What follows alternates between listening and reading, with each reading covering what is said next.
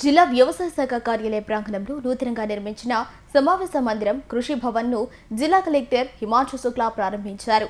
ఈ సందర్భంగా కలెక్టర్ మాట్లాడుతూ జిల్లా ఆర్థికాభివృద్ధిలో వ్యవసాయం, ఉద్యానవనం, మత్స్య, పశుసంవర్ధక రంగాలు కీలక పాత్ర పోషిస్తున్నాయని తెలిపారు.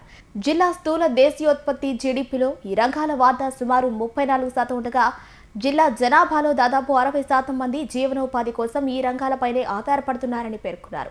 రైతులకు ప్రభుత్వ పథకాలు, ఆధునిక వ్యవసాయ సాంకేతికతలను క్షేత్రస్థాయిలో చేరవేసేందుకు ప్రతి గ్రామం నుంచి ఒక రైతును ఛాంపియన్ ఫార్మర్ గా ఎంపిక చేసే కార్యక్రమాన్ని విజయవంతంగా అమలు చేస్తున్నట్టు తెలిపారు. ఈ విధానం ద్వారా రైతులకు మెరుగైన అవగాహన, శిక్షణ అందుతోందని చెప్పారు.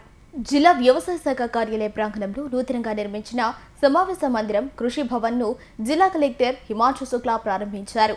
ఈ సందర్భంగా కలెక్టర్ మాట్లాడుతూ జిల్లా ఆర్థికాభివృద్ధిలో వ్యవసాయం, ఉద్యానవనం, మత్స్య, పశుసంవర్ధక రంగాలు కీలక పాత్ర పోషిస్తున్నాయని తెలిపారు. జిల్లా స్థూల దేశీయోత్పత్తి జీడీపీలో ఈ రంగాల వాటా సుమారు 34% ఉండగా జిల్లా జనాభాలో దాదాపు 60% మంది జీవనోపాధి కోసం ఈ రంగాలపైనే ఆధారపడుతున్నారని పేర్కొన్నారు. రైతులకు ప్రభుత్వ పథకాలు, ఆధునిక వ్యవసాయ సాంకేతికతలను క్షేత్రస్థాయిలో చేరవేసేందుకు ప్రతి గ్రామం నుంచి ఒక రైతును ఛాంపియన్ ఫార్మర్ గా ఎంపిక చేసే కార్యక్రమాన్ని విజయవంతంగా అమలు చేస్తున్నట్టు తెలిపారు. అగ్రికల్చర్ కాకుండా ప్రైమరీ సెక్టర్ మొత్తం agriculture, horticulture, fisheries, animal husbandry ఈ 4 చూస్తే జిల్లాలో వస్తున్న 100% జీడిపిలో 34% జీడిపి ఈ సెక్టర్ నుంచి వస్తున్నాయి.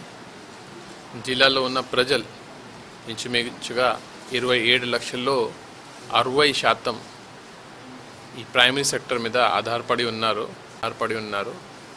సో జిల్లాలో ఒక రకంగా చూస్తే మోస్ట్ ఇంపార్టెంట్ డిపార్ట్మెంట్ ప్రైమరీ సెక్టర్లో కూడా అగ్రికల్చర్ సెక్టర్ చాలా ముఖ్యం. మన లాస్ట్ ఇయర్ ఒక మంచి ఆలోచనతో ఛాంపియన్ ఫార్మర్స్ అనేది ఒక కాన్సెప్ట్ తీసుకుని రావడం జరిగింది.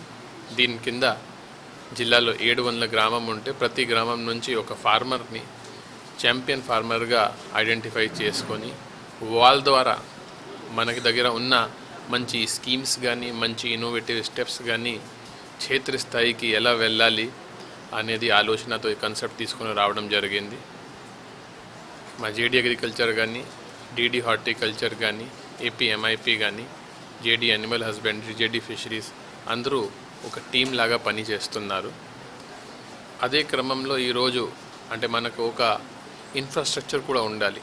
ఎందుకంటే మౌత్ టు మౌత్ పబ్లిసిటీ అనేది చాలా అవసరం, రెగ్యులర్ ట్రైనింగ్ అనేది చాలా అవసరం. సో ఫార్మర్స్ని రెగ్యులర్గా ఇంటరాక్ట్ చేయాలి. సో ఇప్పటి వరకు నెల్లూరు పాత జిల్లా ఉన్నా సరే అగ్రికల్చర్ జేడీ అగ్రికల్చర్ ఆఫీస్లో కూడా ఒక మంచి మీటింగ్ హాల్ లేదు. మేడం కొంత ఇంట్రెస్ట్ తీసుకొని పైన మాట్లాడి ఈ శాంక్షన్ తీసుకుని వచ్చారు. పంచాయతీరాజ్ ఆధ్వర్యంలో ఈ బిల్డింగ్ కూడా చాలా తక్కువ టైంలోనే కట్టడం జరిగింది.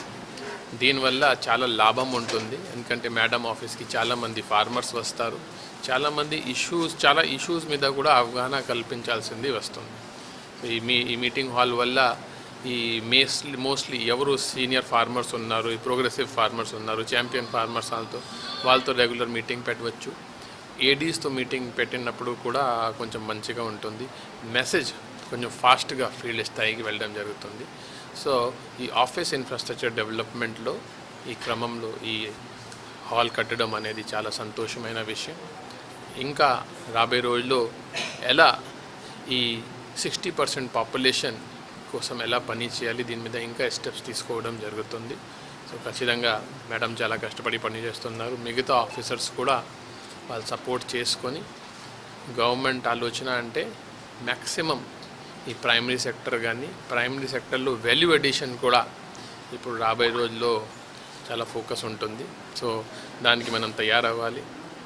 గవర్నమెంట్ స్కీమ్ని సక్రమంగా అమలు చేయాలి. ఈ అందరినీ కోరుతున్నాను. Thank you.